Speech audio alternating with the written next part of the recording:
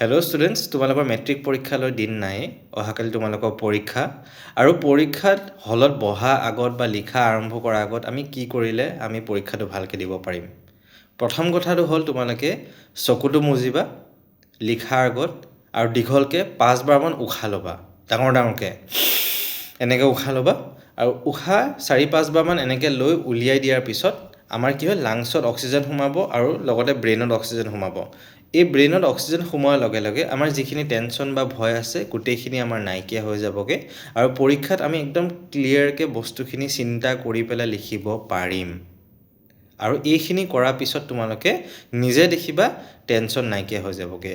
আৰু তোমালোকে এইখিনি কৰি অলপমান অল ইজ ৱেল মনত ক'বা, মই পাৰিম, অল ইজ ৱেল, মই পাৰিম। যেনেকৈ 3 Idiots ডাইলগটো আছিলে, অল ইজ ৱেল, সেই তেনেকৈ অলপ কৈ দিবা। আৰু বাকী চিন্তা নকৰাকৈ টেনশ্যন নোলোৱাকৈ ভালকৈ পৰীক্ষা দিবা, নিশ্চয় ভাল হ'ব।